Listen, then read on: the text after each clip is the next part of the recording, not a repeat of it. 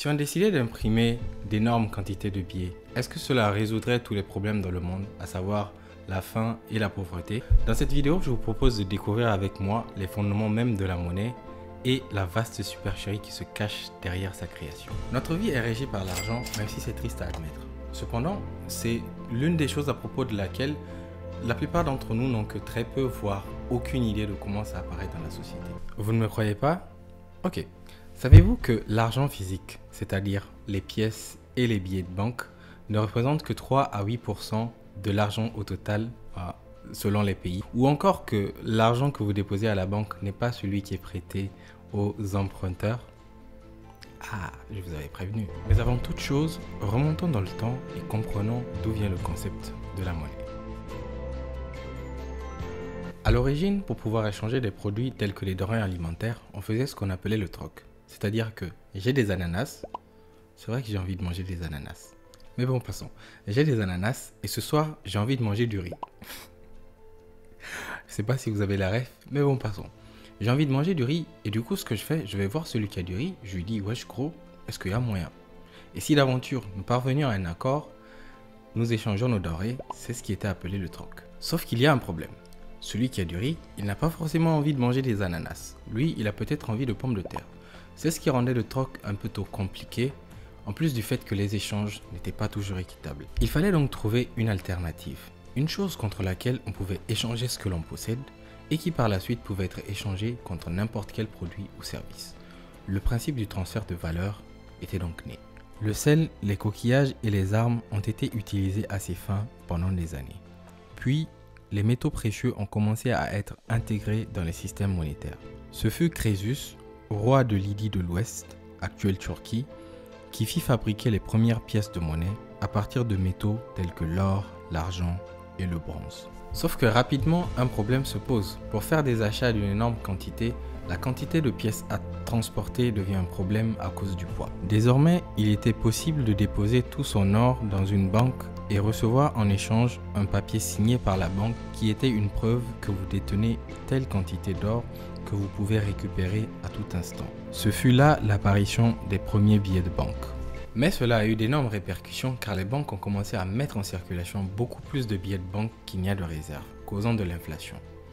Mais ce n'est pas le sujet du jour. Retour dans le présent, voyons comment l'argent est créé. On a tendance à penser que l'argent est créé par l'État et que pour créer de l'argent, il suffit juste d'imprimer des billets. Mais en réalité, le processus est beaucoup plus complexe que ça. Pour rappel, il n'y a que 3 à 8% de l'argent qui est en circulation sous forme physique. Mais, où est donc Ornicar? Lol, où est le reste de l'argent? Oui, je suis fier de ma blague. Je vous promets, je suis trop fier de ma blague. Bref, où est le reste de l'argent? Ok, l'argent est créé de deux manières principales. Premièrement, la création par les banques centrales. Les banques centrales sont les seules institutions habilitées à imprimer des billets et à faire du monnayage. Deuxièmement, la création de l'argent par les banques commerciales à travers la dette. Lorsque quelqu'un emprunte de l'argent, l'argent qui lui est prêté par les banques n'est pas l'argent déposé par les autres clients de la banque, mais plutôt de l'argent nouveau est créé. Comment? Juste en tapant des chiffres sur un clavier. Oui, j'ai halluciné quand j'ai appris ça. Mais rassurez-vous, l'argent créé disparaît lorsque la dette est remboursée et les banques empochent les intérêts comme bénéfice. It's business.